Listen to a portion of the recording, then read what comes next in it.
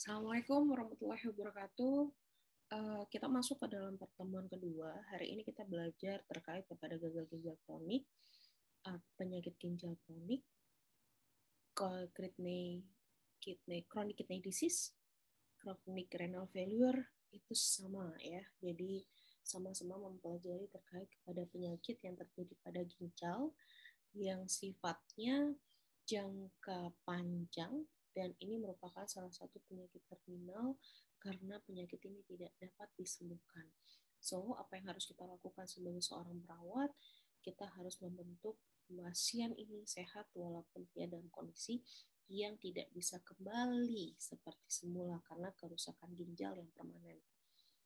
Sebelumnya, seperti biasa, saya minta mahasiswa untuk mengerjakan soal ini ya. Nanti linknya saya akan tulis di deskripsi dan saya akan ambil absensinya berdasarkan dari feedback dari kuis yang Anda buat. Saya beri kesempatan waktu ini mengerjakan hanya 3 menit saja, kemudian saya akan melanjutkan untuk slide selanjutnya.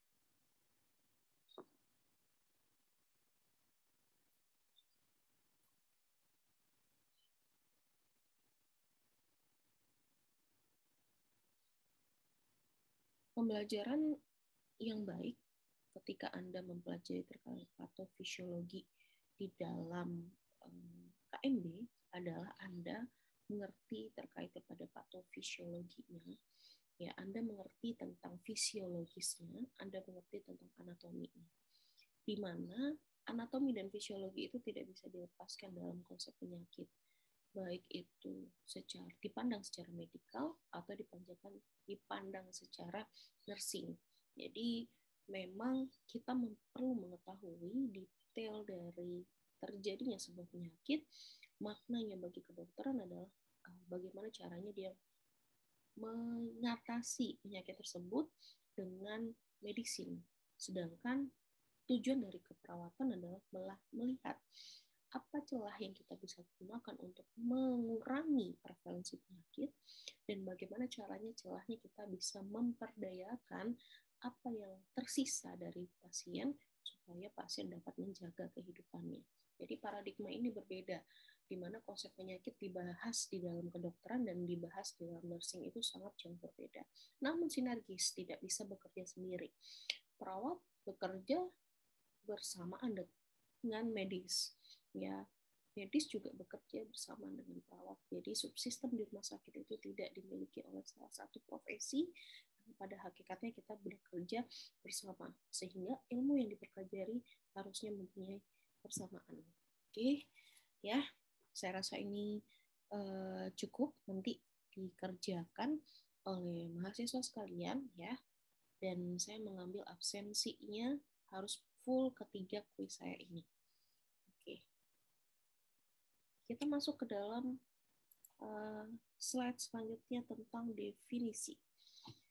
Definisi pertama yang saya harus harus Anda blok atau Anda perhatikan lebih baik itu adalah terkait kepada dua pointer yang saya akan beri. Pertama adalah penurunan progresif. Penurunan progresif ini dimaksudkan adalah penurunan secara perlahan-lahan, pelan tapi pasti. Jadi dia tidak terjadi pada saat ini dia gagal ginjal, pada saat inilah terjadi, itu enggak. Ini bukan semacam virus COVID-19 dan bukan semacam virus influenza, bukan semacam virus yang sifatnya cepat ya. Tapi ini adalah sebuah progresif penurunan yang pelan tapi pasti. Bagaimana cara mengetahui pelan tapi pastinya? Satu-satunya caranya adalah medical check up dan mengurangi gejala. Jadi terminal penyakit-penyakit itu bisa bertemu di ginjal. Terminal-terminal penyakit bisa bertemu di organ-organ yang krusial, hati, ginjal, ya hepar, ginjal, jantung, otak, paru. Itu ada beberapa penyakit yang memang muaranya adalah di organ-organ besar, gitu, ya. Kalau kata-kata saya progresif, pelan-pelan, sedikit-sedikit tapi pasti, satu kata yang mungkin akan timbul selanjutnya adalah penyakit ini timbul pada usia yang lanjut. Ya, karena progresif tuh ya. Kalau saya bisa gambarkan, kalau pasien itu bertemu gagal ginjal di usia 70-80 tahun, penurunan progresifnya disebabkan oleh aging. Ya, namun kalau seandainya ditemukan usia lebih muda, penurunan progresifnya disebabkan oleh patof, ya, jadi disebutkan dengan patologi konsep penyakit. Kita sudah bilang bahwa ini nggak normal, ada something yang mempercepat progresif itu terjadi. Kalau 70-80 tahun gimana, nurse? Ya, kondisinya pada saat itu penurunan progresif diakibatkan oleh penuaan pada pasien. Nah, kata pertama yang Anda harus tegaskan di sini adalah progresif. Dan kemudian kata kedua adalah irreversible. Irreversible, jadi kalau seandainya dia rusak, dia nggak bisa kembali lagi. Ada mekanisme yang paling mudah Anda mengetahui tentang irreversible ini atau kematian, dan kemudian ada lagi adalah kulit. Anda mungkin pernah luka tersebut ketika dia timbul, kemudian ada fase yang akan dia kembali lagi. Jadi ada fase di mana dia bisa kembali menjadi kulit kembali dengan progres waktu tertentu gitu. Begitu juga ada dengan tulang, walaupun selalu akan ada gejala sisa ya, baik itu kulit atau tulang, entah itu bekasnya baru akan lama-lama ke baru hilang. Saya dari SD aja bekas luka saya sampai sekarang masih ada gitu, apalagi pasien-pasien yang mempunyai latar belakang keloid gitu. Begitu juga dengan tulang. Nah, ini ada dua kata yang Anda harus pahami kalau bicara tentang gagal ginjal. Progresif penurunannya, irreversible kerusakannya. Jadi kerusakannya kalau pada kulit tadi bisa digantikan, kalau pada ginjal ini nggak bisa digantikan lagi gitu. Jadi ini berubah, perbaikan sendiri itu tidak muncul gitu. Harusnya kalau dia rusak dia akan balik kembali. Nah, itu yang nggak muncul. Ini yang Anda ambil di pernyataan saya yang pertama. Bukan pernyataan sih, saya kutip dari buku ya.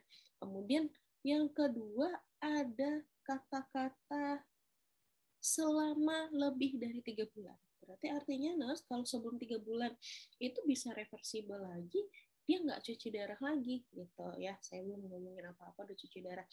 Kerusakannya tidak permanen, bisa saja begitu. Jadi ada nanti terapi yang diberikan ketika terapi tersebut dianggap cukup karena perubahan ginjalnya sudah ada, dia tidak melanjutkan lagi terapi tersebut. Artinya pasien tersebut dalam kondisi yang belum irreversible, masih reversible dia. Jadi kita kasih teman waktu 3 bulan. Jadi kalau lebih dari 3 bulan kerusakan ginjalnya menetap, berarti artinya pasien ini dengan kondisi gagal ginjal kronik ya. Kemudian implikasi kesehatannya bisa diklasifikasi ya, bisa dari penyebab, kriteria laju filtrasi glomerulus, dan albuminuria. Nah, ini ada baru nih saya dapatkan bahwa sebelum-sebelumnya saya tidak menekankan kepada albumin ya. Namun lambat kesininya itu sudah mulai melihat bahwa kita nggak hanya melihat masalah urean kreatinin, juga kita melihat dari kategori albumin gitu. Jadi albuminuria berarti albuminnya bukan dari darah ya, tapi ada urea di sini, berarti albuminnya kelepas ke urin. Nah, loh, kok bisa lepas ke urin gitu ya? Nanti kita coba lihat. Ini epidemiologinya ya, ini epidemi yang saya bisa kasih bahwa ada kecenderungan laki-laki punya jumlah yang lebih tinggi dan masih mempunyai jumlah yang tinggi itu di usia 50 tahun. Namun angka 47,99% ini bukan angka yang kecil ya. Ini termasuk angka yang tinggi. Berarti artinya ancaman gagal ginjal ini lebih muda daripada beberapa tahun yang lampau. Nah, ini pun 2017 saya pun harus update lagi data saya ini masih 6 tahun 7 tahun belakang ya, harus ada data yang terbaru lagi di FR yang terbaru.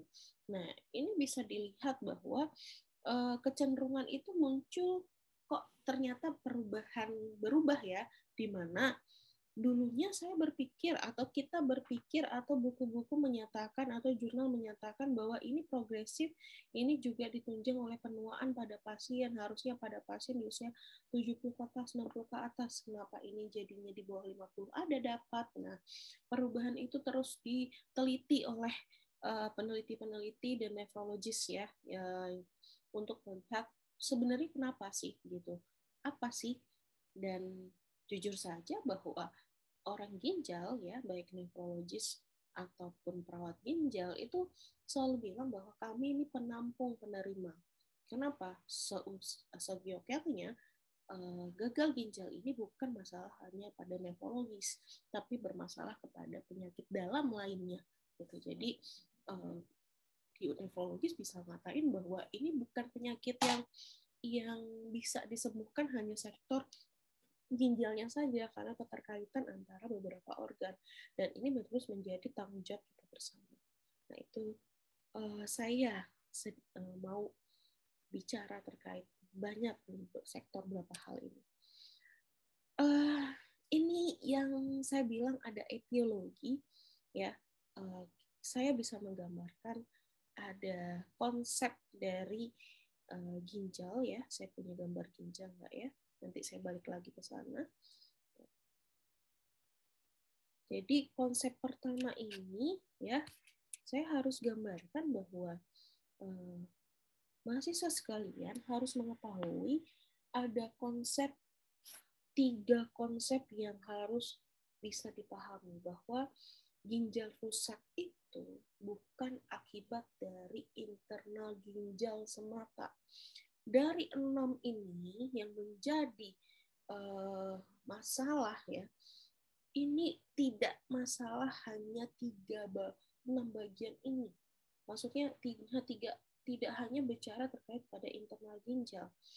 Kalau saya bisa gambarkan, ginjal itu punya 3 bagian ya. Saya coba lihat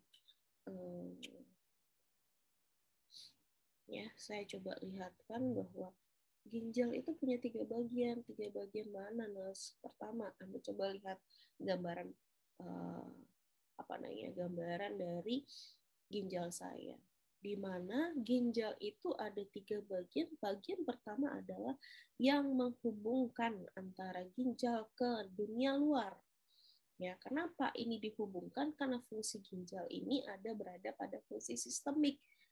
Fungsi sistemiknya apa? Dia membuang racun dari dalam tubuh keluar, sehingga tubuh itu mendapatkan ginjal itu mendapatkan pekerjaan dari mana? Dari luar.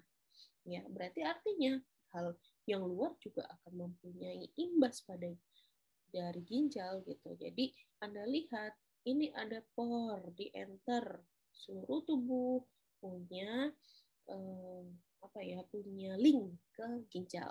Yang kedua adalah internal ginjal nih. Yang kemarin kita pelajari ada glomerulus, kemudian ada tumulus, ada nefron. Nefron terdiri dari glomerulus dan tumulus. Kemudian di dalam ginjal itu ada bagian yang besar lagi, ada kalis mayor, ada kalis minor, gitu ya. Jadi bagian dari yang menghubungkan antara nefron dengan pembuluh darah yang disebut dengan arteriol aferen dan eferen, kemudian ada perlengkungan vasa rekta, itu semuanya ada di ginjal. Berarti kalau itu ada masalah, Nas bisa bermasalah pada bahkan mempunyai masalah ke gagal ginjal ya? Ya, benar. Yang kedua, ini ada ureter. Ureter ini artinya urinnya sudah terbentuk. Jadi kalau seandainya urinnya sudah terbentuk, ginjal sudah melakukan peranannya. Sebagai apa? Sebagai peranannya, salah satu peranannya adalah kemarin saya sampaikan di fisiologisnya. Peranan ginjal ini dia menyaring kotoran, ya, memastikan tidak ada produk nutrien yang keluar, ya, karena dia ada nutrien itu ada di dalam darah, yang disaring itu darah, yang otomatis gitu ya, dia memastikan sampahnya dikeluarkan, darahnya itu dikembalikan, nutrisi dikembalikan, ya, yang bisa lolos di dalam ginjal itu satu bentuk nutrisi hanya glukosa. Kenapa? Ambang ginjal ginjal itu punya ambang.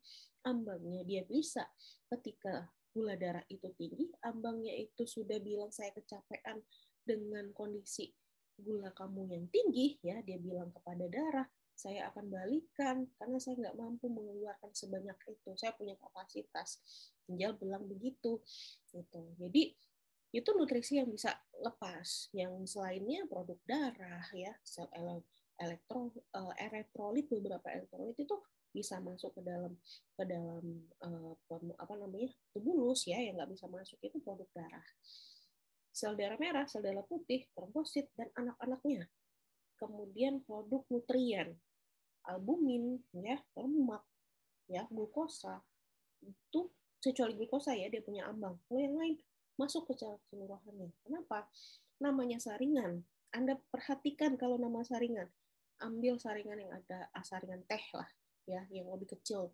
Tuh, ketika Anda saring, produk yang besar kesaring nggak? Ya,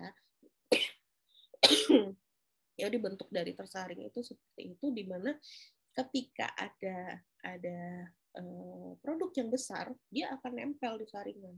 Nah, produk besar itu adalah produk yang saya sebutkan tadi, produk darah, produk nutrien. Berarti produk yang lebih kecil bisa keluar nggak? Nah, iya, yang paling kecil itu adalah air, makanya air bisa keluar terus, ya. Nah, namun ginjal mempunyai peranan yang kedua, di mana dia memastikan seluruh tubuh ini punya kondisi yang seimbang. Nama yang kita sebut dengan homeostatis. Apa yang seimbang? Pertama, elektrolit. Yang kedua, yang pertama air, yang kedua elektrolit. Ya, kemudian elektrolit itu kan ada batasannya, ya, dia punya nilai normal, ya, seperti nilai urea kreatinin 40 sampai 60, dia punya ada nilai normal. Jadi kalau nggak normal gimana keluarkan? Gitu. Jadi itu juga yang terjadi di natrium, yang dikeluarkan secara keseluruhan ada. Ya, kemarin saya sudah sampaikan, kreatinin itu dikeluarkan keseluruhan. Jadi dalam tubuh ada nggak ada, tapi nilainya berkisar di bawah 1. Itu yang kita harapkan adalah dia semakin ke 0. Nah, itu menjadi kata kunci bagi nefrologis, bagi para ilmuwan, bahwa di dalam tubuh kalau seandainya itu berada pada kondisi level yang di atas 1 aja, berarti artinya tubuh sudah mengalami kekurangan fungsi dalam mengeluarkan, dan itu adalah kekurangan fungsi dalam ginjal gitu. Nah, itu internalnya ginjal tuh, ya. Jadi artinya ketika urin itu ada di ureter, dia sudah menjalankan fungsinya. Harapannya di dalam fungsinya, di mana zat sampah dikeluarkan, zat baik nutrien dimasukkan, ada yang nggak seimbang dia seimbangkan, itulah kerja dari ginjal. Ya, ini untuk ekskresi, ya. Jadi untuk pada ureter itu fungsi yang selanjutnya ini adalah fungsi yang dimana ginjal itu berfungsi sebagai filtrasi. Ya, filtrasi itu tadi, ya, memfilter, menyaring. Kemudian ada fungsi sekresi, mengeluarkan hal yang nggak penting, ya. Kemudian reabsorpsi, memasukkan hal yang penting kembali sehingga balance, dan fungsi yang terakhir itu adalah ureter sebagai ekskresi. Jadi udah di dalam ureter itu udah ada urin, ya, dia udah ada urin. Kalau masalahnya timbul di pada ureter, artinya timbulnya itu berupa pertama adalah obstruksi. Ya, kalau di internal ginjal berupa apa? Bisa saja toh ginjalnya itu infeksius, ada infeksi bakteri. Ada bakteri nggak sampai, atau infeksi nggak sampai ke dalam ginjal? Ada, ya, ada infeksi sampai ginjal ada, gitu, ya. Nah, itu saya contohkan aja, TB ginjal ada loh. Gitu. Jadi di dalam ginjal yang tersebut yang memang rusak, ya, ginjal rusak ini bisa disebabkan oleh konsep penyakit intraginjal. Nah, kalau gagal ginjal sendiri tidak hanya pada ginjal, juga ada pada yang pre, ya, pre dari renal, ada dari intrarenal, ada postrenal. Jadi ada 3 konsep etiologinya. Kalau postrenal berhubungan dengan obstruksi, tumor, batu, ya. Intrarenal juga ada batu, tapi juga ada peradangan, ya. Kemudian sebelum renal, penyakit itu sudah ada di dalam tubuh manusia, dan itu yang saya bilang bahwa kita harus bekerja sama dengan tenaga nakes yang lain, ya. Kita juga harus bekerja sama dengan ahli penyakit dalam yang lain, bahwa untuk meng-create yang sebelum renal ini supaya bisa terkontrol. agar renalnya juga terkontrol. Nah, apa saja yang menyebabkan itu prerenal, intrarenal, postrenal, inilah saya sebutkan tadi. Di mana glomerular disease itu adalah intrarenal. Intrarenal di mana ada masalah di intrarenalnya. Saya contoh di sini ada yang ya disebut dengan ini yang disebut dengan lupus ya. Apa itu lupus? Jadi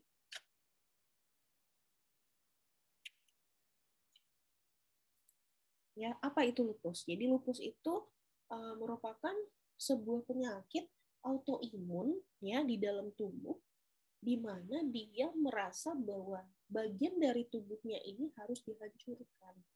Ya. Kalau Anda ketemu, misal bukan sel Anda, sel imun Anda ketemu COVID, dia hancurin COVID tuh.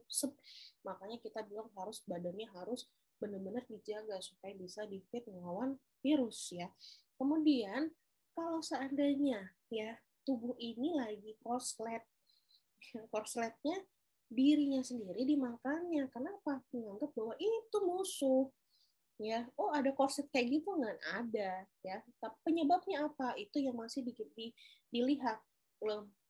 Banyak ilmuwan mengatakan bahwa itu bermasalahnya akibat dari genetik ya. Itu masalahnya akibat dari mutasi genetik yang ada di dalam tubuh manusia. Nah, banyak hal yang menyebabkannya. Salah satu adalah makanan-makanan kimia yang akan membuat gen itu berubah. Sejak dari mana? Nah, itulah masih di penelitian oleh teman-teman dari biogenetika gitu ya. Nah, jadi dalamnya dianggap musuh ya. Nah, pas apesnya si ginjal ini dianggap musuh gitu.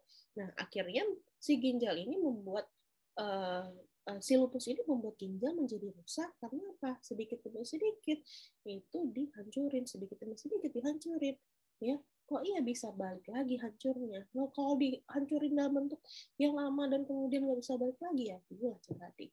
Nah, glomerulonefritis itu yang disebut dengan infeksius yang terjadi pada glomerulus.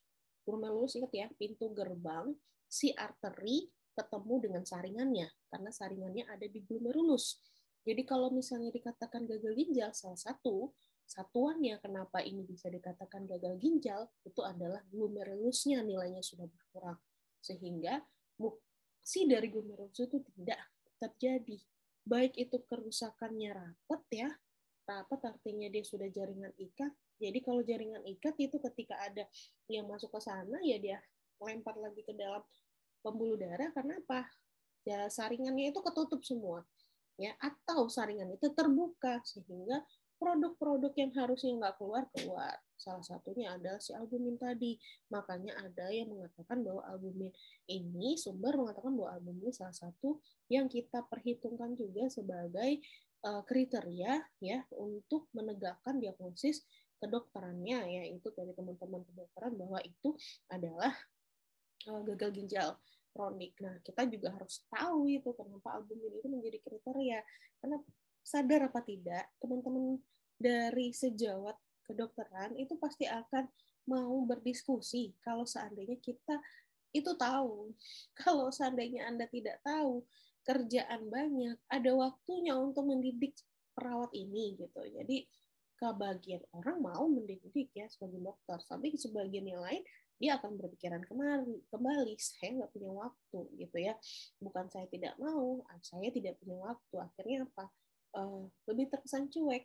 Beberapa regular transfer yang saya ajar itu bilang, oh iya ya Mas, iya ya, nah kenapa dokter nggak bilang ya, iya karena waktunya. Terus ketika dibilang waktunya juga untuk menerima, nggak langsung diterima, kadang nggak langsung connect. Nah, itu enaknya kalau seandainya perawat itu connect. Ketika si A ngomong apa, kita connect, dan dokter itu sudah akan bilang, oh iya, ini saya bisa ngasih instruksi nih, dia cepat nih nangkapnya. Ya, akhirnya apa? Ada komunikasi secara profesional yang timbul antara perawat dan dokter. Satu tujuannya, semuanya satu tujuannya, memberikan pelayanan yang baik kepada pasien. Ingat, semua perawat itu adalah pelayan. Jadi jangan sok untuk di lapangan bahwa kita ini hebat. Tidak, karena tugas kita adalah baik dokter spesialis, konsulen pun itu adalah pelayan masyarakat. Baik itu perawat spesialis pun ya, kepala rumah sakit pun itu adalah pelayan masyarakat. Oke. Yang kedua adalah vascular disease. Nah, vascular disease ini dia nggak hanya pre ya, gitu ya. Jadi juga ada dia itu juga bermain di intra. Kenapa? Di dalam pembuluh ginjal itu, di ginjal itu juga ada pembuluh kecil-kecil. Arteriol itu kecil, glomerulus itu kecil, nefron ada sampai jutaan. Ya, satu nefron itu ada beberapa glomerulus. Kebayang berapa glomerulus yang ada di dalam nefron, di dalam ginjal itu gitu. Nah, di dalam nefron itu bersambung di arteriol. Jadi artinya apa? Ginjal itu dibentuk dengan pembuluh-pembuluh darah kecil kecil kecil kecil kecil ya. Kemudian hubungan sama hipertensi apa, Nurse? Saya gambarkan begini ya, karena saya belum bisa untuk nanti saya akan buat video yang isinya gambar-gambar ya. Kalau sekarang ini saya masih mengusahakan, tapi beberapa saat tadi tidak bisa ya. Tapi insya Allah nanti saya akan buat. Nah, vascular disease hipertensi kok bisa? Saya gambarkan ya. Anda pernah mungkin ya untuk melihat yang namanya fireworks, apa ya, kembang api gitu. Nah, kembang api itu dia kan ada ketika satu ya pesta kembang api yang gitu. Nah, kenapa saya ingin Anda membayangkan ya? Karena metode pelajaran saya juga imagine visual ya, sebenarnya makanya baik banget ketika saya menyediakan visualnya ke Anda, tapi nanti kita akan buat ya, next step-nya kita akan buat ya. Jadi kenapa itu yang saya tekankan ya, kenapa itu yang saya tekankan, karena gini, ketika masuk tadi ya, ketika masuk tadi Anda bisa lihat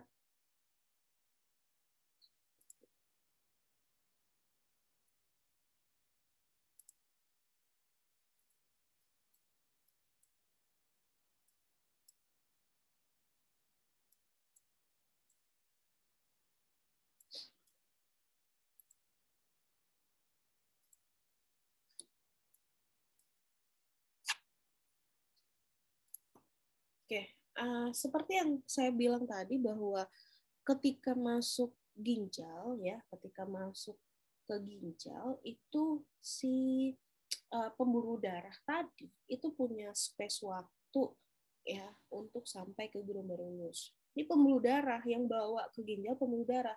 Pembuluh darah ginjal ini fungsinya dua, sama seperti jantung juga fungsinya dua ya.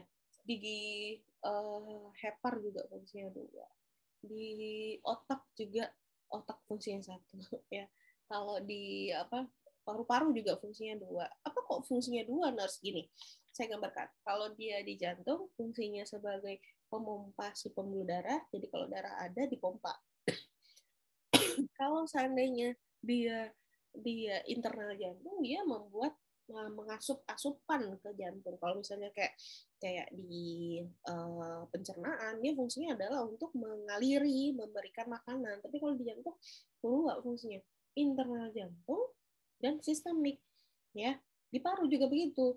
Dia masuk ke paru untuk dicuci dan masuk ke paru untuk memberikan tenaga buat paru.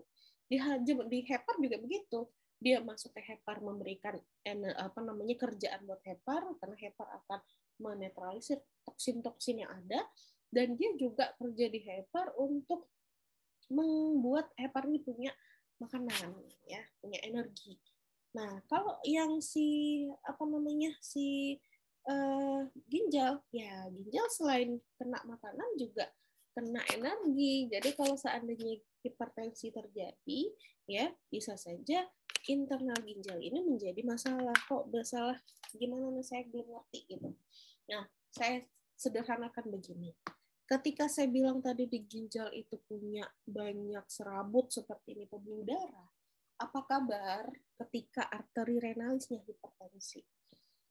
Nah, arteri renalis hipertensi sama nggak hipertensi dalam ke seluruh tubuh juga hipertensi? Ya sama, ya sama aja. Jadi kalau di dalam pembuluh darah itu diketahui hipertensi, ya pasti saja akan mempengaruhi pembuluh darah kecil, gitu. Ya, dia akan mempengaruhi pembuluh darah kecil.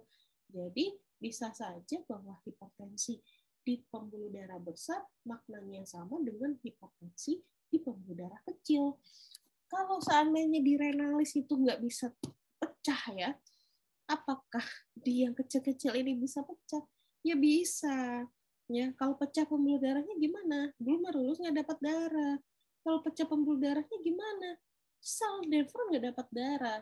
Buat kerja, bisa buat kerja nggak dapat darah, bisa buat makanannya nggak dapat makanan. Akhirnya apa? Mati. Makanya terjadi kematian. Terus hipertensi itu saya gambarkan begini ya. Anda bayangkan karet, ada pipa karet. Nah, pipa karet itu kalau seandainya kita tarik, dia akan semakin melar. Kemudian kita tidak tarik, dia tidak melar. Namun, ketika kita tarik terus-menerus, kalau di pembuluh darahnya bisa kaku. Kalau pembuluh darahnya kaku, yang nggak elastis lagi, ya itu yang akan menyebabkan malapetaka, pecah pembuluh darahnya. Kalau pecah pembuluh darah di otak, maka hipertensi juga menyebabkan stroke, ya. Pecah pembuluh darah di jantung itu yang disebut dengan serangan jantung. Ya, kedua hal itu mematikan, maka hipertensi ini menjadi penyakit yang akan membuat, dan dia bersifat silent killer karena sedikit demi sedikit akan merusak dari pembuluh darah sehingga pembuluh darah itu pecah. Ya, makanya penting untuk menjaga tensi ketika pasien tersebut sudah diindikasikan sebagai hipertensi. Menjaga seperti apa? Olahraga, diet, kemudian istirahat cukup, hindari stres. Ya, nah obat-obatan artinya apa? Itulah yang dijaga. Kalau nggak mau kena kita cuci, berarti tensinya dijaga. Nah, dapat ya kata-kata bagi saya bahwa sebelum dia gagal ginjal harus dikelola itu penyakit sebelumnya. Salah satunya hipertensi, karena rate hipertensi itu tinggi. Nanti kan saya lihatkan gambarannya. Nah, renal artery disease. Jadi kalau sama aja, jadi bentukannya kalau seandainya terjadi di arteri, entah itu penyumbatan, ya, entah itu tadi nephrosklerosis, hypertension, sudah nephrosklerosis itu yang saya bilang tadi ya, ada pemadatan, ada tambahan di tepi-tepi tepi-tepi pembuluh darah yang akan membuat tersumbat. Jadi ada lemak, asam urat ya, kemudian timbul di sini, trombus yang timbul di situ yang akhirnya dia menutup dan dia akhirnya menyebabkan iskemik bagi pembuluh darah jalan ya. Jadi iskemik itu yang akan satu daerah ketika jalan itu ditutup, darah itu jadi terisolir, jadi nggak bisa dapat makan gitu ya. Infection yang saya bilang tadi internal. Jadi internal glomerular disease internal ini ada diabetes mellitus ya. Saya sudah bilang tadi glukosa itu disaring oleh glomerulus. Ada ambang dari glomerulus itu bisa menyaring glukosa. Ambangnya itu sekitar 175 miligram per dl. Jadi 175, 180. Ketika dia 185, 90 sebenarnya dia ada makna si glukosa itu bisa ketemu di urin. Kenapa? Batas imbangnya itu sudah melewati batas ambang. Nggak harus 200, karena makanya pada seseorang yang sudah diabetes, sudah dikasih obat, jangan sampai gulanya 200. Harusnya normalnya itu bukan di 200-nya 190, tapi normalnya adalah di bawah itu, karena sudah kita kontrol dengan obat. Harusnya di bawah 160, karena supaya ginjalnya nggak mikir. Kalau seandainya 190, 200, ginjal itu mikir. Gitu. Nah, si glomerulus yang kerja ketika diabetes mellitus itu nyambung ya, maksudnya itu akan bekerja ya, kerjanya akan merusak dari dia punya glomerulus. Nah, glomerulus ini akan jadinya terforsir lebih kuat dan lama-lama akan mati. Makanya diabetes mellitus komplikasinya salah satunya adalah nefropati. Nah, mulai terlihat dikit ya penyakit-penyakit yang harus kita kelola ketika ginjal ini bermasalah. Satu, hipertensi, ya, yang kedua diabetes mellitus, ya, kemudian yaitu tadi tinggi lemak, tinggi asam urat untuk nefrosklerosis, ya. Kemudian ada interstitial nephritis. Nah, ini di internal ya. Salah satu kita lihat itu ada antibiotik. Jadi obat-obatan bisa membuat ginjal rusak, maka obat keras itu tidak boleh diperjualbelikan dengan seluasnya, karena satu hal itu harus kita pikirkan hal yang berikutnya yang memang berimbas kepada ginjal atau berimbas kepada hati. Mau menyelesaikan parunya, masalahnya di ginjal, menyelesaikan sendinya, masalahnya di mana-mana gitu. Jadi itu yang harus kita kelola. Makanya perlu sekali untuk berkonsultasi dengan ahlinya sebelum membeli obat. Jangan sampai membeli obat yang hanya tahu bahwa itu menyelesaikan satu masalah, karena bisa saja obat itu menimbulkan masalah di tempat yang lain. Hereditary disease, ya, saya bilang ini hereditary ini agak sedikit unik ya. Sekarang itu saya lagi meneliti terkait kepada kontribusi keluarga, karena pada dasarnya untuk membuat gagal ginjal itu sudah sesuatu yang mudah. Tidak pada usia-usia muda sudah menaik ini angka. Kenapa? Ya satu, Indonesia tidak terbiasa dengan yang namanya sistem medical check up, mahal katanya. Dan perusahaan-perusahaan yang medical check up ya oke. Tapi kalau yang tidak ditanggung ya seperti saya tidak ditanggung medical check up, ya saya harus sadar walaupun saya adalah petugas kesehatan, saya ini adalah pendidik kesehatan, tapi di institusi saya itu tidak ada untuk ini kan untuk medical check up, dan saya rasa juga teman-teman saya juga merasakan hal yang sama ya gitu. Untuk di rumah sakit pun saya tidak tahu apakah medical check up juga di cover oleh rumah sakitnya. Sudahlah kerja di rumah sakit tidak di cover lagi, kasihan banget ya gitu. Nah kemudian kita ngomong herediter, ini ada karakteristik, orang punya karakteristik yang sudah dibawa dari nenek moyangnya ke dia. Saya contohkan, kulit saya hitam, adik-adik saya putih. Kenapa? Karena bapak saya mempunyai genetik dari keluarganya yang punya kulitnya lebih hitam gitu. Nah, kemudian mata saya ini mirip mama saya gitu. Kemudian muka saya ini mirip bapak saya gitu. Jadi itu karakteristik yang diturunkan, yang kita lihat ya, tapi tidak pernah tahu Anda bagaimana karakteristik dari ginjal, jantung yang diturunkan orang tua. Makanya ada penyakit yang memang tidak serta-merta keturunan yang secara genetik, tapi karakteristik dari organ itu yang kita bisa bilang sama dengan keluarga lainnya. Tapi ini saya lihat fenomena tersebut ya terjadi, yang memang harus dibuktikan dengan evidence based, dan saya rasa beberapa teman-teman dari biogenetika untuk melihat kondisi ini, karena memang ada orang yang gampang ginjalnya kecil, ada orang yang memang gampang ginjalnya rusak. Kulit aja ada orang yang keloid, yang kalau seandainya rusak itu kalau Padang, saya karena orang Padang ya bahasanya jadinya kayak ini buruk, kulitnya tuh jelek gitu. Karena kalau dia luka, dia tidak bisa menutup atau kembali dalam wujud yang seperti semula, ya ada tinggal borok atau kena orang-orang keloid yang tinggal bekas dan ada jaringan parut dan lain-lain begitu ya. Obstruksi disease kalkuli tumor ya, kalkuli itu batu, tumor itu adalah penambahan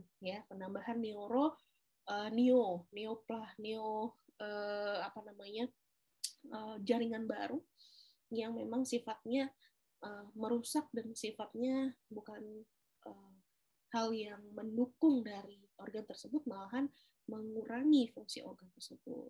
Nah, tadi saya bilang ini kita bicara ada intrarenal, ada postrenal. Nah, postrenalnya obstruksi, saya sudah bilang. Ada intra dan pre, ini yang saya sudah bilang. Ada infection, pulmonary disease, hereditary disease, interstitial nephritis, itu masalahnya ke intra. Ya, kalau masalahnya ke prerenal itu adalah di hipertensi, ada nephrosklerosis akibat dari hipertensi juga ke sini perginya. Nah, diabetes mellitus itu masalahnya prerenal, tapi dia membuat masalahnya di intrarenal. Ya. Nah, ini etiologi gagal ginjal kronik di Indonesia, di mana yang paling mendominasi tetap adalah hipertensi dan diabetes. Jadi kalau nggak mau pasien dia di ruang HD, di ruang kami rawat dengan gagal ginjal kronik, gampang. ya, cukup menghindari diabetes itu supaya menjadi lebih buruk dan hipertensi itu menjadi lebih buruk. Caranya bagaimana? Kontrol minum obat dan kontrol gaya hidup sebagai penderita DM dan sebagai pasien hipertensi. Karena apa? Harusnya yang kami rawat ini yang ini.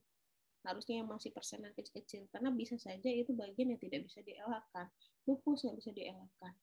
Pielokronik ini bisa ditangani dengan penyakit. Efek nefrokopruksi bisa ditangani oleh dengan beberapa pembedahan.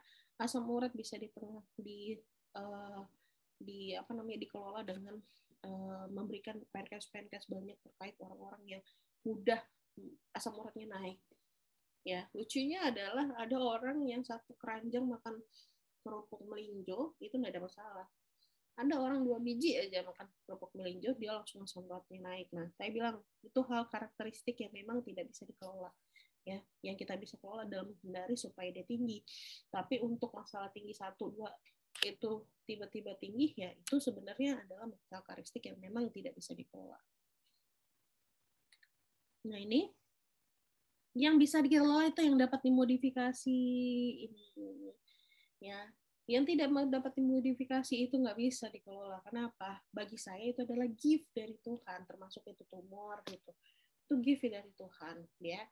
Jadi yang bisa kita lakukan ya menghindari tumor itu adalah bergaya hidup sehat. Itu saja. Kenapa? Karena ketika itu sudah mulai timbul, itu biasanya penyebabnya itu masih tidak jelas gitu. Dan kebanyakan sifatnya juga genetik, bawaan, karakteristik. Saya bilang karakter yang sudah diturunkan. Tapi bukan penyakit yang diturunkan, tapi karakter dari organ itu yang mudah untuk sakit, itu yang diturunkan. Nah, jadi kita review yang tadi sedikit, sebenarnya sudah banyak saya review bahwa ada kegagalan dari sistem yang menyebabkan tidak berfungsi dan akhirnya dia bermasalah. Makanya harus tahu terkait kepada fisiologis dari nefron untuk bisa selanjutnya kita membahas yang lain. Ya, dari etiologi tuh saya sudah sedikit membahasnya. Nah, ini ginjal, dia punya 2.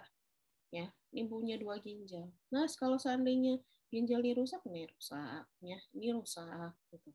Nah, kemudian ginjal yang mana kita pakai? Ya bisa.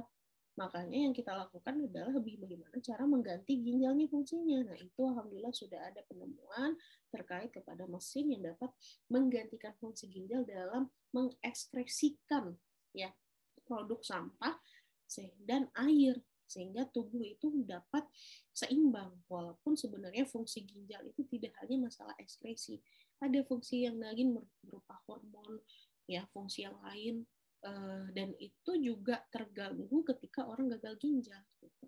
Ya, ini bentukan. Ya, ini kalau seandainya batu, nah next time kita akan belajar batu. Batu ini bisa masuk ke sini-sini, kali-kali sini. Jadi dia got-got di sini, satu-satu serbuk-serbuk yang makan, banyak melinjo, banyak jengkol, ya ke kopi. Nah, serbuk-serbuk ini mendak di situ. Lama-lama jadi kayak batu. Serpihan pasir itu lama-lama jadi batu yang padat, kemudian airnya si nefron yang sudah kerja, ya tubulus yang sudah kerja menghasilkan urin. Nah, ini urin ini alirannya di sini dan terhambat. Nah, itu yang batu. Nah, kalau dia batu terhambat, ginjalnya bisa gede, namanya hidronefrosis. Kenapa?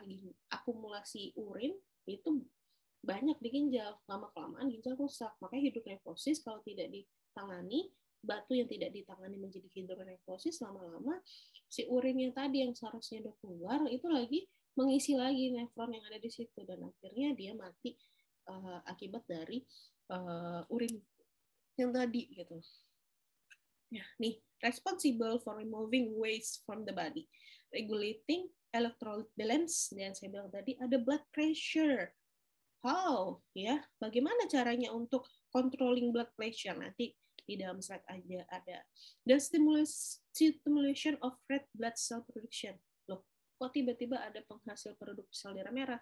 Sebelumnya saya sudah bahas bahwa ada beberapa fungsi ginjal yang tidak terkait kepada homeostatis yang berupa cairan dan elektrolit, tapi juga ada mekanisme hormon di situ, juga ada mekanisme untuk pengaturan tekanan darah, dan kita akan coba lihat berikutnya. Nah, ini non ekskresi. Ekskresi tadi saya sudah jelaskan ya. Nah, tadi ini pH ya, seperti yang saya sebelumnya bahwa H+ itu disekresikan untuk dikeluarkan di dalam 2 organ.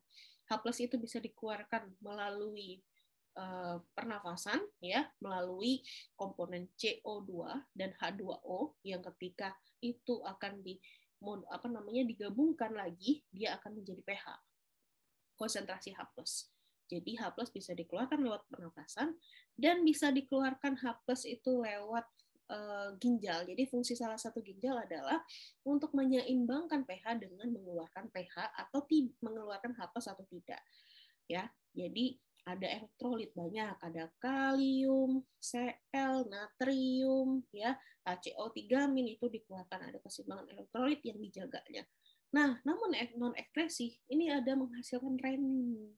Renin ini adalah bagian yang untuk mengatur tekanan darah, di mana renin nanti berfungsi ada sistem angiotensin, di mana nanti akan menghasilkan aldosteron, di mana aldosteron difungsikan untuk menjaga keseimbangan intravaskuler, ya, dengan tidak mengeluarkan natrium, ya, kemudian si air tidak dikeluarkan banyak, sehingga di dalam isi pembuluh darah itu kembali terisi lagi. Kenapa? Prinsipnya kalau tekanan darah turun, isi pembuluh darahnya berkurang. Jadi untuk meningkatkan tekanan darah dengan mengisi kembali tabung pembuluh darah. Nah, kalau pembuluh darah tekanan darah tinggi, isi dari tabung itu banyak. Sehingga prosesnya untuk menurunkan tekanan darah dan mengeluarkan isi pembuluh darah. Yang bisa dikeluarkan adalah cairan. Bukan darah yang dikeluarkan ya, yang dikeluarkan itu adalah cairan, karena komposisi di dalam darah itu komposisi yang paling besar itu adalah plasma. Plasma itu komposisi yang paling besar adalah air. Jadi untuk membuat keseimbangan di dalam pembuluh darah itu juga sama dengan membuat keseimbangan air. Makanya pasien-pasien itu yang pembuluh tekanan darahnya tinggi itu diusahakan supaya mengeluarkan air di dalam tubuhnya. Makanya ada obat-obatan yang berfungsi di ginjal dengan kok pipisnya banyak, kok BAK-nya banyak. Nah, itu adalah salah satu fungsi untuk menurunkan tekanan darah. Makanya kita kasih tahu bahwa ketika orang itu tekanan darahnya tinggi, dikasih obat untuk mengeluarkan BAK-nya banyak. Makanya harus dikasih pada pagi hari.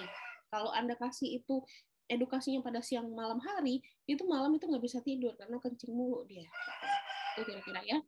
Nah, erythropoietin itu yang fungsi sebagai penghasil dari pembentukan sel darah merah. Jadi sel darah merah ini terbentuk dari hormon. Pertama erythropoietin, kemudian produk darah itu yang disebut dengan hem. Jadi hem itu adalah sel darah merah yang sudah mati, itu akan menjadi hem dan globin. Globin akan menjadi pembentukan imunoglobin, kemudian hem akan kembali menjadi sel darah merah. Nah, sel darah merah berarti ada hem, erythropoietin, ya, ada ferritin, Fe dari luar, ya. Kemudian ada asam folat dari luar, ada B12 dari luar, dan itu bekerja di sumsum tulang. Nah, ini ketika erythropoietin nggak ada, pembusukan eritrosit nggak ada, sehingga terjadilah anemia. Anemia defisiensi yang diakibatkan oleh si fungsi dari renal. Jadi anemia renal namanya. Nah, anemia renal ini dilihat HB-nya rendah, tapi juga eritrosit rendah. Karena ada HB yang rendah, eritrosit nggak rendah. Kenapa? HB-nya saja masalahnya, bukan eritrosit. Kalau pada ginjal, yang khas itu adalah HB-nya rendah, eritrositnya juga rendah. Ya, itu yang disebut dengan anemia renal. Gitu, ya. Nomositer, nomokrom. Bentuknya baik atau normal, tapi dia jumlah eritrosit dan HB-nya sejalan. Makanya namanya nomositer, nomokrom. Ya. Kemudian metabolisme vitamin D. Ginjal ini fungsinya beraneka ragam. Salah satu untuk di vitamin D, dia itu mengaktifkan kasitrol. Kasitrol itu adalah dia mengaktifkan vitamin D yang nggak aktif. Gunanya apa? Untuk penyerapan. Jadi kalau nggak ada vitamin D, Anda makan kalsium, ya nggak ada maknanya. Kenapa? Kalsium itu harus diserap. Penyerapan itu butuh vitamin D, ya, sama dengan Anda minum gula banyak-banyak, lapar juga selnya. Kenapa? Dia butuh insulin untuk menyampaikan ke sel. Kalau insulin kurang, ya lapar. Makanan glukosa tadi ya akan jadinya glukosanya ada di dalam darah, tidak masuk ke sel. Sama ini, ya, kalsium itu ditarik, kalsiumnya nggak masalah. Kalau ditarik ada vitamin D. Kalau vitamin D-nya kurang, kalsium itu akan lolos lagi ke dalam feses. Jadi dalam tubuh kekurangan kalsium. Fungsi kalsium di dalam tubuh adalah untuk salah satunya adalah kontraksi otot. Yang kita jaga adalah kontraksi otot jantung. Makanya harus ada di dalam darah. Kalau kurang di dalam darah, diambil di tulang.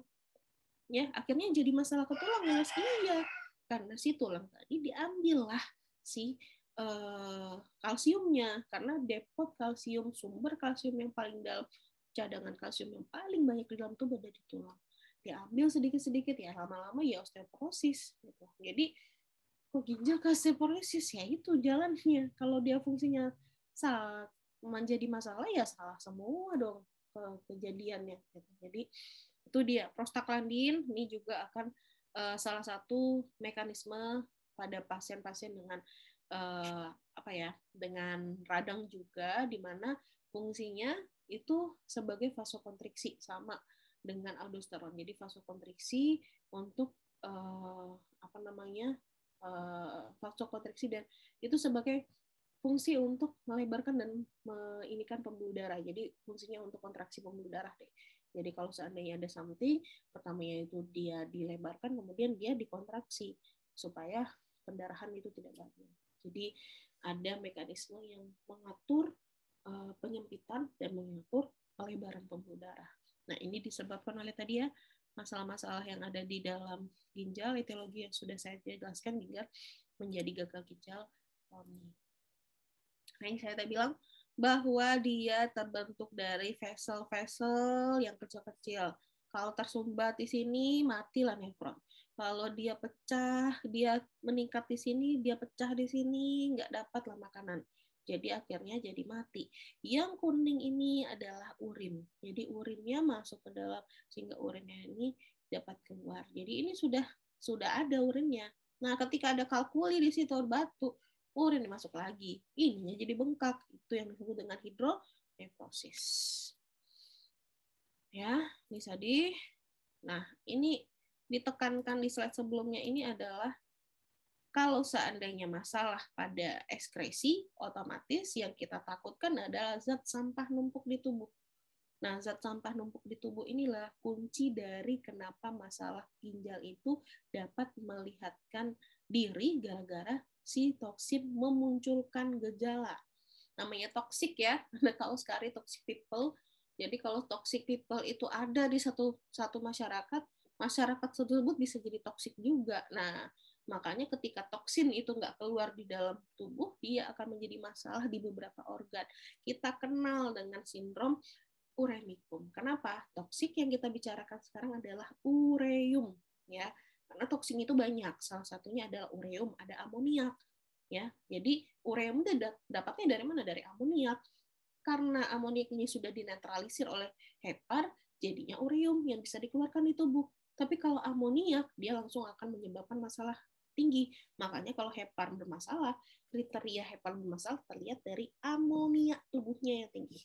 Ya, tapi kalau kriteria ginjal bermasalah akan kelihatan dari ureumnya tinggi, karena heparnya nggak masalah kan, jadi ureumnya NH3-nya atau amoniaknya sudah berubah jadi ureum keseluruhan. Oke, ya. Nah, ini tadi anemia eritropoietin saya sudah jelaskan. Hipertension arahnya kemana? Mas Gian renin ya, renin. Kemudian tadi prostaglandin ya. Terus kemudian ini bagian yang etiologi tadi menyebabkan glomerulusnya punya masalah baik di internal ginjal, di prerenal atau postrenal, membuat glomerulusnya rusak sehingga kriteria gagal ginjal itu bisa kelihatan di GFR ya. Jadi akan timbul apa gejala yang timbul? Pertama yang gejala yang timbul kita lihat dari fungsi ekskresi dulu deh. Fungsi ekskresi dari abnormal dari elektrolit, abnormal dari ureum kreatinin, ya. Jadi ureum kreatininnya keluar ya, uremian toksinnya keluar, asam urat yang tinggi ya, kemudian ini akan menyebabkan gejala. Nah, gejala sindrom uremicum nih ada pruritus, terus ada neuropati, gastroenteropati ya. Ya, kemudian coagulation ini akibat dari zat-zat tadi yang tidak bisa dikeluarkan atau zat-zat yang harusnya ditahan tapi dikeluarkan. Nah, kemudian tadi ada masalah ke H+, tadi H+ dikeluarkan lewat ginjal dan paru. Jadi ke ginjal dan paru, H+ yang keluar, jadi akhirnya sirosis. Nah, ini yang akan menyebabkan masalah.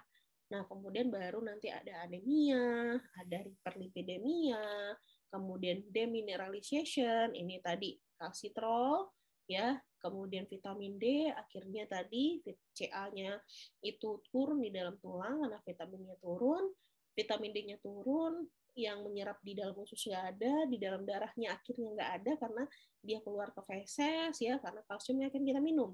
Kemudian cadangan di dalam tubuh itu semakin dipakai karena di dalam tubuh itu keseimbangan kalsium bermasalah jadinya. Nah, inilah yang ada di dalam mekanisme ya. Jadi sudah kelihatan manifestasi kliniknya Anda sudah bisa catat tuh ya. Karena habis ini terakhir itu saya tugaskan Anda membuat pathway berdasarkan dari apa yang saya sampaikan ini. Dan itu nanti di upload ya. Nanti saya akan kasih linknya. Nah, ini sedikit kesimpulan dari apa yang saya sudah bilang, bahwa yang akan terjadi dalam tubuh itu adalah ureum kreatinin meningkat. Saya bilang tadi toksin, produksi darah menurun, dan elektrolit yang imbalance. Kemudian menyebabkan sindrom uremicum. Elektrolit imbalance ya masalahnya bisa keluar ya akan jadinya kelebihan volume cairan. H+ nggak bisa keluar akhirnya ketidakseimbangan asam basa. Kemudian ada masalah yang berhubungan dengan tulang, ada yang bermasalah berhubungan dengan sel darah merah ya. Jadi apa saja yang kelihatan Anda bisa lihat ini masalahnya bisa di mana-mana. Ada kardiovaskular, masalah yang timbul itu akibat dari dia harus menyeimbangkan diri karena renin nggak ada, akhirnya masalah timbul kepada pasien karena pengontrolan gula darah, pengontrolan tensinya juga dibantu oleh renin gitu ya. Kemudian dia ini sindrom uremicum semua ya, di kardiovaskular dia akan membuat masalah, di dalam susunan saraf pusat dia akan membuat masalah. Jadi urem-urem ini akan menjadi masalah di tempat-tempat di seluruh tubuh. Tinggal kita lihat yang dominan melihatkan diri itu apa. Anda jangan terlalu percaya dengan misalnya orang itu terlalu bahagia. Karena apa? Karena ada sisi sedihnya yang dia tidak ceritakan. Atau orang itu terlalu sedih, ada sisi bahagianya pasti yang dia tidak terlalu ungkapkan. Atau orang itu cuek, sebenarnya masalahnya banyak di dalam tubuhnya. Jadi yang kalau seandainya kita bilang toksin itu semuanya di dalam tubuh ada, dia menggerokot di seluruhnya. Tinggal kita melihat dari luar, visualisasi yang bisa kita lihat terkait kepada masalah itu apa. Nah, itulah yang kita pelajari ya. Harapan saya visualisasi itu yang menjadi Anda kalau ketik mau visualisasi udah kebayang patofisiologinya seperti apa. Nah, harapan saya maunya begitu. Gitu.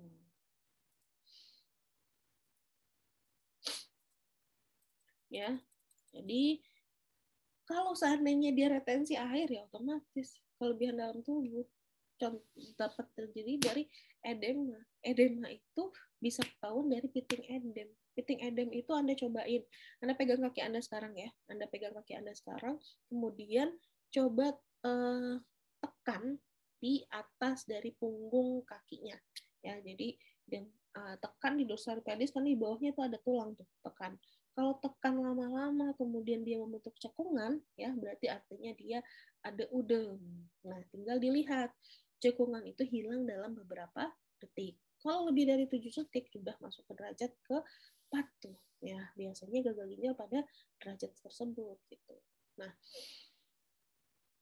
si ureum masuk ke dalam pencernaan. Lama-kelamaan dia jadi anoreksia, mual, muntah, dan akhirnya nutrisi kurang. Makanya banyak sekali terjadi pasien-pasien di gagal ginjal itu dia gendut karena air, tapi nutrisinya kurang. Nah, itulah yang terjadi. Dan itu akan menyebabkan peningkatan kondisi di dalam tubuh. Nah, jadi masalah ya, jadi masalah kalau sudah masalah di saluran cerna, karena saluran cerna itu identik dengan pendarahan tinggi, karena salah satunya diakibatkan oleh tukak lambung gitu. Karena lambung itu untuk stres itu cepat. Ketika lambung kita tuh stresnya meningkat, baik badannya sakit itu juga stres ya. Jadi ada stres fisik, ada stres fisiologis. Nah, ketika stres fisik dan fisiologis ini terganggu, ya otomatis kita bicara ada masalah yang bisa timbul akibat dari itu, ya. Ini gambaran klinis, ya. Ada penurunan cadangan ginjal. Awalnya itu tidak dampak gejala. Jadi ginjal ini punya staging dari 1 sampai staging 5. Staging 1 sampai 3 itu nggak kelihatan gejala. Ketahuannya dari mana? Dari pemeriksaan lab. Jadi harus diperiksa lab di mana? Harus rutin pemeriksaan labnya. Jadi kalau Anda tahu dengan kesehatan, pasti Anda harus ada pemeriksaan labnya itu. Nah, rutin harus pemeriksaan lab. Saya terakhir periksa lab itu tahun lalu. Kemudian tahun ini saya belum, tahun pandemi ya, tahun lalu. Kemudian tahun ini saya belum periksa lagi. Suami saya sudah tahun lalu periksa, tahun ini juga periksa. Jadi, biasakan untuk pemeriksaan tersebut. Nah, kalau terjadi apa? Kontrol. Pemeriksaannya tidak ureum kreatinin aja, jadi juga ada hipertensi, ada pemeriksaan diabetes mellitus, asam urat. Nah, itu yang dikontrol. Kalau asam uratnya bagus, diabetesnya bagus, tensinya bagus, ginjalnya akan bagus dengan sendirinya. Gitu. Jadi untuk mengetahui ginjal rusak tidak atau mencegah ginjal rusak tidak hanya masalah ureum kreatinin yang kita harus pantau, tapi masalah etiologi yang saya bilang tadi. Nih, pada stadium akhir terjadi azotemia dan urea yang berat, ya. Kemudian H+. Nah, ini yang akan menyebabkan pasien itu gagal ke rumah sakit dalam kondisi yang tidak baik adalah ketika ureanya tinggi, udah masuk otak, ensefalopati, dia tidak sadarkan diri, atau dia ke rumah sakit dengan asidosis yang berat, ya. H+-nya nggak keluar di dalam tubuh, tinggi H+-nya, dan akhirnya dia asidosis. Asidosis juga menyebabkan otak metabolisme otak itu terganggu. Jadi sinkop itu kenapa? Sadar tidak sadar itu disebabkan oleh otak ya. Disebabkan oleh internal dari dari otaknya. Sehingga kalau misalnya mekanisme metabolisme otaknya terganggu, penumpukan toksin itu juga akan mencederai otak. Cederai dalam arti kata dia akan ada cedera ringan, dalam arti dia sinkop kemudian dia bisa bangun lagi. Ada yang memang permanentnya harus dibersihkan toksinnya, diregulasi otak dengan bagus karena regulasi otaknya bermasalah akibat dari toksin, akibat dari beberapa gejala yang lain, dan itu yang kita kelola dengan baik ya. Dan akan menjadi perburukan. Jadi nanti Anda akan ketemu dengan saya lagi di kritis untuk membahas masalah ensefalopati uremicum. Kenapa? Karena kondisi kritis dia dalam gagal ginjal, ketika dia sudah dalam kondisi penurunan kesadaran, disitulah masuk dalam ensefalopati uremicum. Ya, kita ketemu lagi nanti di kritis. Nah, Anda coba lihat ada 2 ginjal nih. Ini penampakan ya. Jadi penampakan ginjal sehat dan ginjal yang tidak sehat, ini polikistik ginjal nih. Kalau ginjal yang lain itu bisa dia itu tepi-tepinya tidak batasan tegas nih, tepinya nggak batasan tegas, kemudian kecil dari ukuran. Nah, biasanya juga ketemu di dalam di dalam USG-nya seperti itu. Saya gambarkan lagi seperti ini ya, mahasiswa sekalian.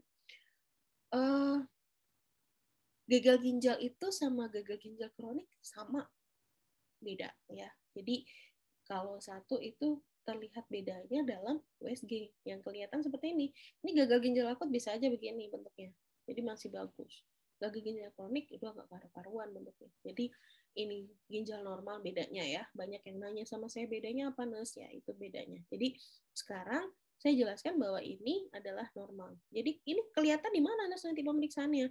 Itu bisa pemeriksaan di USG ya. Jadi juga ada pemeriksaan nanti di internal langsung pemeriksaan ginjalnya, jadi teropong ginjalnya bisa, tapi untuk USG saja juga kelihatan gitu ya, ditambah dengan pemeriksaan lab ya. Nah, ini kriteria dari gagal ginjal kronik ya. Jadi kerusakan dari KDJGO, jadi ada petanda kerusakan ginjal satu atau lebih dari tanda albuminuria, ada sedimen urin abnormal, kelainan elektrolit, kelainan deteksi dan pemeriksaan histologi, kemudian kelainan struktural dari pencitraan USG dan riwayat transplantasi ginjal, dan akibat dari penurunan AVG. Jadi ini adalah salah satu bentuk dari bagaimana kita mengangkat diagnosa dari gagal ginjal kronik. Nah, ini ada dua kategori untuk menentukan. Saya bilang tadi ada staging, stage 1 sampai stage 5. Ini ada dua paradigma yang berbeda dari staging tersebut ya. Jadi kalau staging yang dikeluarkan oleh KDIGO juga dia bicara terkait kepada laju filtrasi glomerulus yang bisa kita lihat, kita rumusnya itu adalah dari kreatinin dari pasien. Nah, ini kreatinin yang digunakan ya sebaiknya adalah bukan kreatinin dalam darah, tapi kreatinin hitung di urin 24 jam, harusnya begitu ya. Tapi ada beberapa yang mengkategorikan dari kreatinin yang ada di dalam darah saja. Nah, kalau yang untuk staging ya dari apa namanya beberapa staging lagi gitu. Jadi bentukannya dia akan kelihatan ya, komplikasi description-nya jadi di match-nya normal dari failure itu akan kelihatan yang mana sih yang penting di apa ya? Ini manajemennya, sorry, ini manajemennya di tabel kedua. Yang mana yang harus penting akan kita bahas. Itu yang penting kita bahas adalah nanti ketika sudah dalam kurang dari 15%, normalnya berapa sih, 120-an normalnya. Kemudian kalau dia 15 ya berarti tinggal 5% doang ya. Jadi 5% kurang dari 5%. Ya, kurang dari 5%, kurang dari 10%. Nah, ini apa yang harus kita lakukan? Yang dilakukan kalau sudah dalam kondisi kurang 5%, kita harus ganti terapi pengganti ginjal. Terapi pengganti ginjal itu tidak hanya hemodialisis ya, salah satunya adalah hemodialisis. Jadi ada 3, ada peritoneal dialisis, ada hemodialisis, ada transplantasi ginjal. Gitu. Nah, ini komplikasi yang akan menurunkan ya. Jadi ke penurunan GFR, jadi potensialnya jadi akan membuat anemia, kemudian blood pressure increase ya, peningkatan, kemudian peningkatan kekurangan untuk kalsium di absorpsi, peningkatan lipid, hiperkalemia, hiperparatiroidisme. Hiperparatiroid ini hubungannya terkait kepada metabolisme kalsium. Jadi kalsium di dalam tubuh metabolismenya itu diatur oleh hormon paratiroid.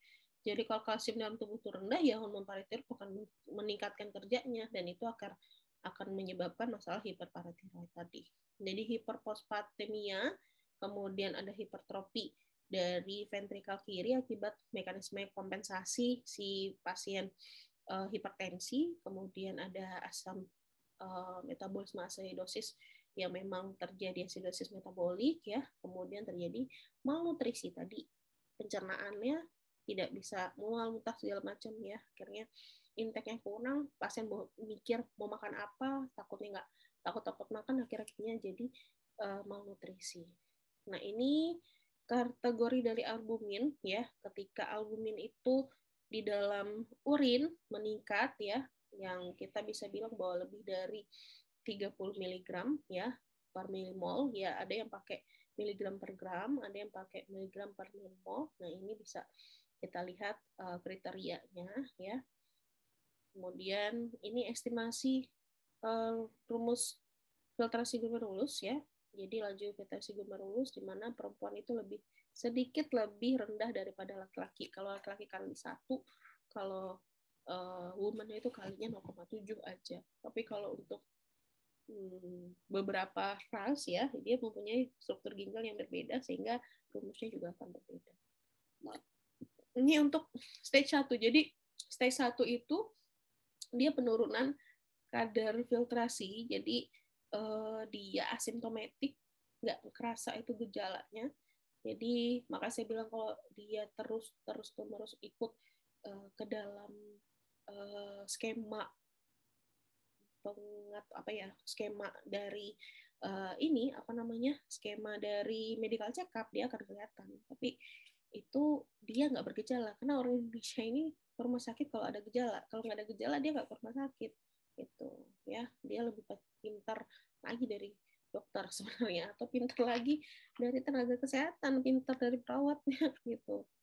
Nah ini staging 2 ya, jadi dia mulai ada polyurinars ya, kok bisa gitu. Jadi poliuri ini terjadi seperti ini. Di dalam tubuh itu sebenarnya punya mekanisme memperbaiki tubuhnya sendiri. Terus kalau misalnya lagi rusak, dia perbaiki tubuhnya sendiri. Nah sekarang rusaknya di dalam tubuh langsung ditangkap otak. Hey, kok urin saya rendah nih? Tadi pada stage pertama dia sempat urinnya sedikit, habis itu urinnya banyak. Urinnya saya rendah nih. Kamu ginjal ngapain sih? Kok urinnya rendah? Katanya si otak. Kemudian ginjal bilang, oke, upayakan dong yang ada untuk mengatasi kekurangan urin ini. Jadi jangan jadi udem nih kita, gitu kata otak. Nah, si ginjal mempush tuh yang masih tinggal.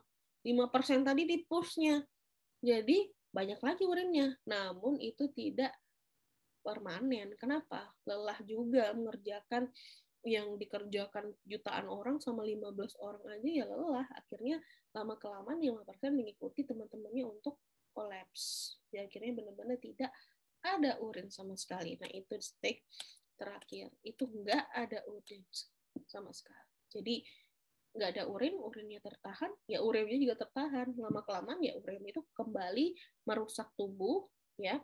Dengan kriteria itulah kita bisa lihat pasien ini sudah gagal ginjal terminal karena tidak punya urin, urinnya tinggi, ya urin kreatinnya tinggi, tidak punya urin, dan ada gejala lainnya yang mendukung. Salah satunya ada anemia. Ya, kalau gagal ginjal akut sifatnya cepat gitu, ya sifatnya cepat. Jadi dia juga bisa akan balik lagi. Makanya kalau cepat kita tangani, dia nggak akan masuk ke dalam fase CKD gitu, walaupun pernah dicuci darah karena sifatnya adalah sito atau segera. Ya, ini ginjalnya ya, di mana toksin-toksin ya bentuknya itu sudah mulai tidak bagus. Nah ini dari stadium dini sampai stadium 5 ya. Jadi pertama itu fungsinya nefronnya menurun, tapi progresif dikit, tapi masih asimptomatik.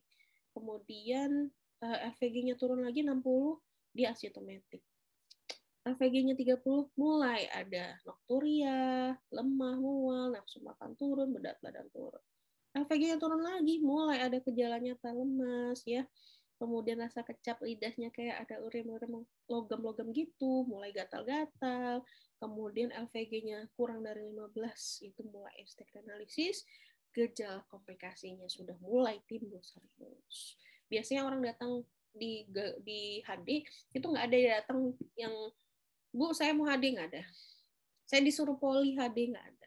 Biasanya datang HD itu dia habis rawatan, dirawat di IGD, masuk IGD, ya dia sinkop, enselopati, masuk IGD, masuk ICU baru di HD, atau masuk IGD ketahuan masuk rawat inap baru di HD.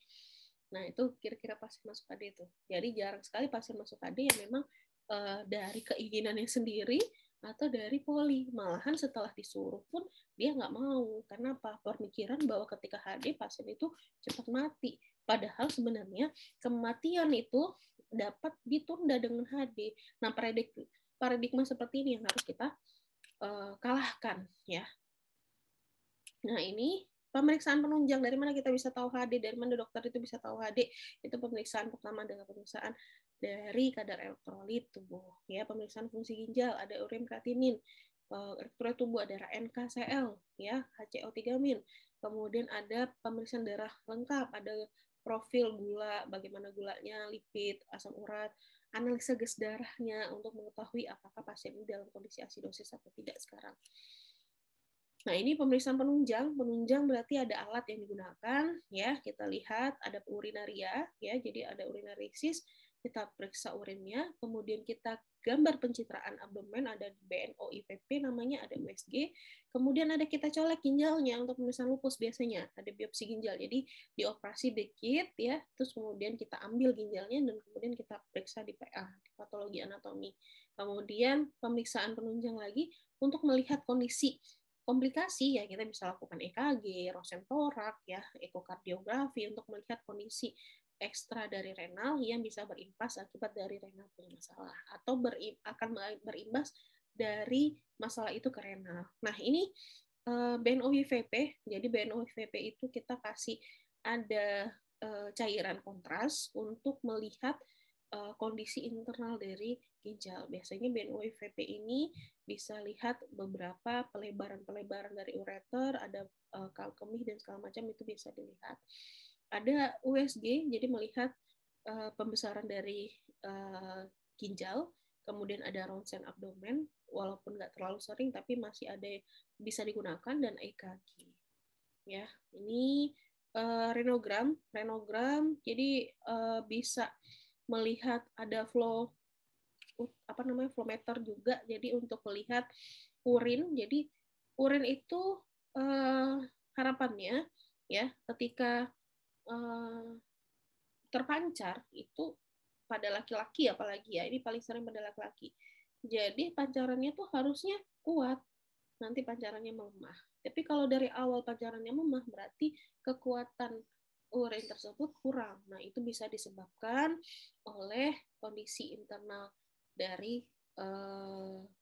saluran, misalnya ada tumor atau ada batu. Nah, kalau renal arteriogram ya bisa melihatkan posisi ada pelebaran pembuluh darah vena atau arteriosklerosis, itu bisa kelihatan karena tadi juga akan menyebabkan aliran darah ke ginjal yang menurun, ya. Nah, ini yang paling jadi kritis adalah tadi encephalopati uremicum. Jadi masalahnya di otak, toksinnya udah sampai ke otak, ya uremia ke otak tinggi dan metabolisme otak terganggu, ya akhirnya menjadi masalah di otaknya. Nah, ini berdasarkan LVG apa ya terapi yang kita lakukan. Nah, ini penting banget 1 sampai 4 ya. Jadi 1 sampai 3 sebenarnya kita kelola hipertensi, kelola asam urat, kelola batu, kelola diabetes, ya.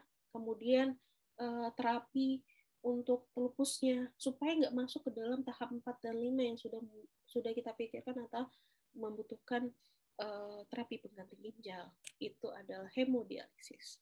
Jadi hemodialisis ini dializer, ya. Saya coba ini dializer. Dializer inilah yang ginjal. Jadi ini ada filtrasi tadi di sini, ya. Jadi ada filtrasi, bagian yang penting itu masuk kemana, ya. Bagian yang nggak penting dibuang. Jadi ini ada saluran. Saluran ini dimasukkan ke dalam saluran cairan dialisat sebagai pembantu untuk membuat penyaringan ini bisa terjadi. Jadi di sini ada fiber-fiber, saringan, kemudian ada cairan untuk mengeluarkan, ya, untuk mengeluarkan si toksin tadi dibantu oleh perbedaan konsentrasi cairan tersebut. Jadi aksesnya dari vena, arteri, ya. Jadi arteri dan vena ini butuh operasi dulu untuk membuat jalurnya. Nah, setelah ada jalurnya baru bisa di HD. Ini dipakai heparin karena pada dasarnya kalau darah keluar dari tubuh dia mudah menggumpal. Jadi yang kita lakukan adalah supaya gumpalan tidak terjadi dengan memberikan heparin. Heparin diberikan itu 1 jam sebelum selesai, dia harus selesai. Karena kalau dia diberikan selesainya sama dengan hemodialisis selesai, itu akan meningkatkan kemungkinan akan ada masalah. Masalahnya itu adalah risiko pendarahannya tinggi gitu. Nah, ini ada blood pump untuk menarik. Jadi dia tariklah darah itu masuk ke dialyzer. Habis dialyzer itu dia kasih pump lagi supaya masuk ke dalam vena kembali. Jadi ambil dari arteri, masuknya ke vena, vena masuk ke jantung, dipompakan ke seluruh tubuh. Nah, begitu seterusnya. Nah, ini bentuk dari dialisis. Ya, jadi yang kita lakukan ketika dia sebelum butuh transplantasi atau terapi pengganti ginjal adalah menata laksanakan ya etiologi tadi. Yang kita lakukan sekarang adalah membuat perpanjangan hidup dengan menggantikan fungsi ginjal dengan mengeluarkan toksin. Jadi semakin banyak toksin dikeluarkan, semakin kurang edemnya pasien tersebut, semakin baik prognosisnya. Ya. Jadi ini tata laksana farmakologi ya, tekanan darahnya harus dikontrol, glukosanya harus dikontrol, lipidnya harus dikontrol ya. Jadi itu tata laksana yang kita bisa lakukan. Komplikasi ya, jadi ini stake-nya coba lihat. Komplikasi yang paling kita takutkan adalah sindrom uremicum. Kenapa? Semua uh, organ itu terkena. Gitu, ya. Nih, terapi komplikasi ada anemia, terapi anemianya bisa diberikan, asidosis bisa diberikan, homosistenemianya bisa diberikan, hiperfostasemia bisa diberikan. Ini sesuai dengan instruksi dokter ya. Jadi kita hanya mengetahuinya karena ini adalah bagian dari tupoksinya dokter. Kita harus ini kan untuk menjaga pasien kita supaya yang diberikan dokter itu memang benar-benar sesuai ya. Kalau seandainya karena sistem manusia ini tidak luput dari kesalahan ya. Jadi sama-sama mengingatkan karena tujuannya tadi sama adalah melayani dan memberikan pelayanan kepada pasien. Ya, ini prognosis jadi merah sudah kalau sudah albuminnya kena stage 5 lagi, sudah nggak merah. Ya, jadi pengkajian Anda tinggal melihat. Pengkajian ini akan melihat dari manifestasi klinik yang timbul. Anda bisa simpulkan dari tadi manifestasi timbul. Pasti urem kreatinnya naik ya. Sindrom uremicum ada di kulit kering ya. Kemudian ada uremic frost, udem akibat dari tidak bisa cairan keluar. Anda sudah bisa maknai sekarang kok timbulnya dari mana, dari penjelasan saya sebelumnya gitu. Tadi inilah masalah yang akan timbul. Yang pasti kelebihan volume cairan, yang pasti ini bisa berhubungan dengan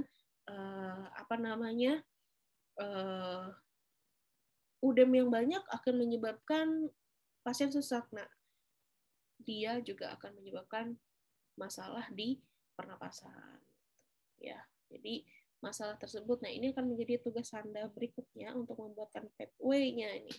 Ya, masalah yang timbul diagnosisnya ada hipervolumia, ketidakimbangan nutrisi, gangguan sirkulasi nanal, sirkulasi perifer, pola nafas tidak efektif, kelelahan akibat dari anemianya, akibat dari proses HD-nya, ya, akibat dari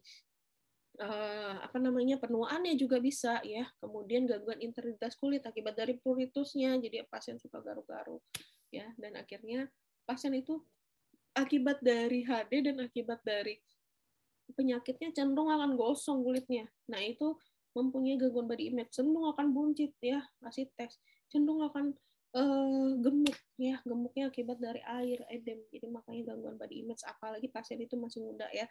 Karena pasien-pasien saya itu banyak juga yang usianya 25, 30, 35 dan memang pada usia tersebut orang masih memikirkan masalah aktualisasi diri dan itu membuat dia masalah kepada gangguan image-nya.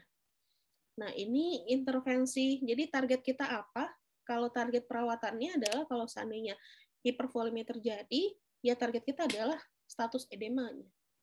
Jadi dia bisa keluar dari rumah sakit bukan edemnya hilang, tidak, tapi paling tidak edemnya berkurang. Dan ini paling kita sering itu lihat dari pola napasnya. Jadi kalau RR-nya, edemnya itu mempengaruhi pola napasnya, ya. Jadi status pola napasnya itu yang kita kendalikan. Jadi kalau udah mulai baik, pasien bisa kita pulangkan. Nah, untuk mengeluarkan cairan tersebut ya, mau tidak mau harus HD. HD itu yang kita kontrolin supaya dia bisa dilakukan dan pasien bisa menerima di rumah sakit. Nah, kemudian udah HD ya, dan bagaimana supaya edemnya kurang? Ya tadi hipervolemia, dia lagi kelebihan cairan, berarti artinya cairan yang harus kita batasi. Pasien sudah dibatasi cairannya. Cairan yang dibatasi itu apa? Cairan sesuai dengan jumlah tubuhnya bisa mengeluarkan tanpa dengan urin. Apa itu? Adalah invisible water loss. Anda perlu ketahui, invisible water loss itu rumusnya adalah 10-30 cc per kilogram berat badan. Ya, 10-15, sorry, 10-15. Jadi 10 cc per kilogram berat badan, ya berarti artinya 10 kali berat badan Anda. Kalau 50 berat badan Anda, berarti ada 500 yang Anda bisa minum. Nah, itu yang makanya dokter-dokter bilang bisa minum satu harinya 600. Kenapa? Itu diasumsikan bisa keluar lewat pernafasan. Anda kalau nggak percaya dan napas keluar cairan, ya Anda coba mendekati kaca dan kemudian Anda bicara dekat kaca tersebut, itu ada buih-buih cairan di situ. Nah, itu salah satu contoh bahwa cairan itu bisa keluar tanpa dengan ginjal. Nah, itu yang kita inginkan pasien itu minum sesuai dengan yang dia bisa keluarkan. Ya, kalau punya urin gimana? Ya, tambahkan. Kalau Anda punya urin, berarti artinya pasiennya punya urin, UIWL-nya ditambah dengan jumlah urin, itu yang bisa dia minum gitu. Nah, cara seperti itu yang harus diajarkan ke pasien supaya status edemanya bisa dikontrol ya. Jadi manajemen cairan yang bisa diberikan ya adalah mengatur batas maksimal pasien minum. Kalau dia punya urin, tambahkan urinnya ya. Untuk nutrisi, lihat identifikasi dulu mana yang nutrisi yang bisa, rendah garam, rendah protein ya. Protein yang tak bisa dimakan adalah mengandung unsur nitrogen karena itu urea yang dikeluarkan. Protein, tubuh butuh protein juga untuk imun butuh protein, sehingga yang kita kurangi adalah yang kandungan unsur N tinggi. Itu kebanyakan dari cambah dan tumbuh-tumbuhan. Kalau makanan yang berasal dari hewani cenderung kita anjurkan supaya pasien bisa makan karena butuh juga untuk peningkatan imunnya. Jadi imunnya bisa turun nanti kalau misalnya kita samaratakan protein ini gitu ya. Kemudian gangguan sirkulasi renal, sirkulasi perifer, fatik ya, manajemen energi. Pasien mana bisa dilakukan, yang mana nggak boleh dilakukan itu harus jelas. Jadi kita sampaikan ke pasien bahwa yang dia lakukan apa. Jadi dibuat kegiatan yang dia mampu lakukan. Kemudian ketika dia nggak mampu lakukan tapi dia butuh, kita harus buat dia ajarkan untuk memanajemenkan energi. Misalnya mandi nggak bisa, ya. Kemudian pasien itu butuh mandi. Nah itu yang kita ajarkan supaya pasien itu bisa mandi gitu ya.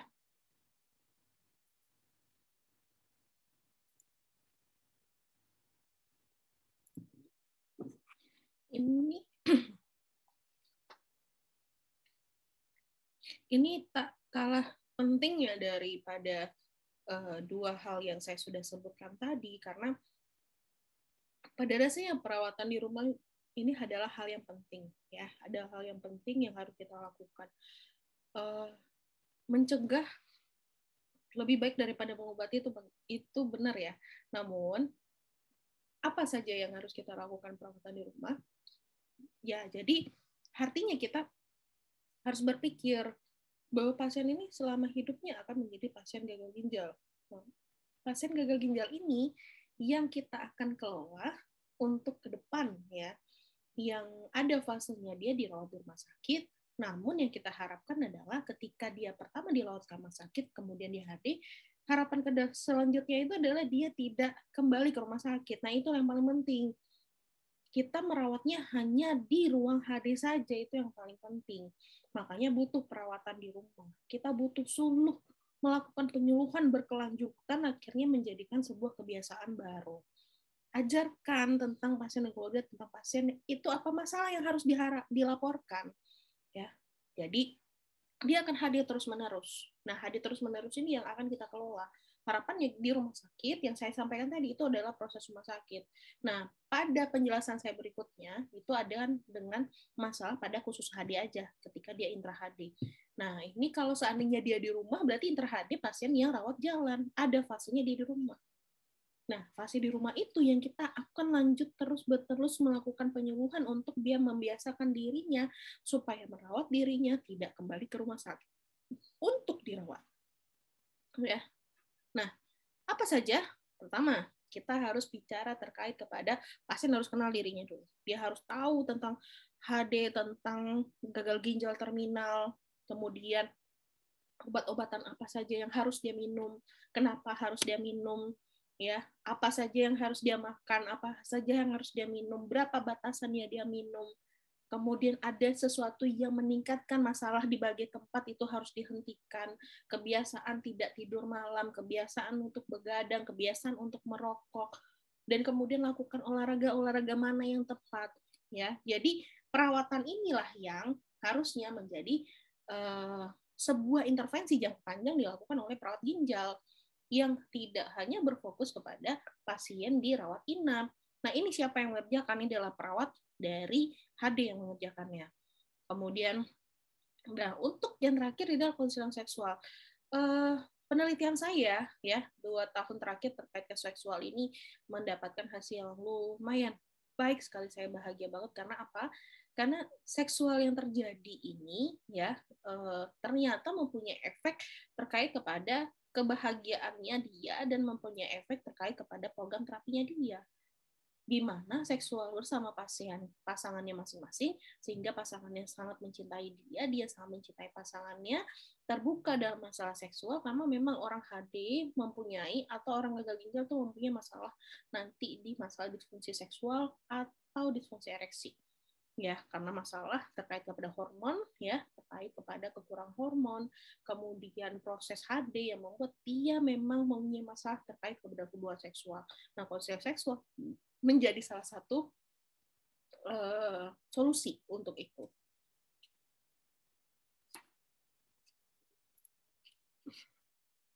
Nah, ini daftar pustaka yang bisa Anda akses ya.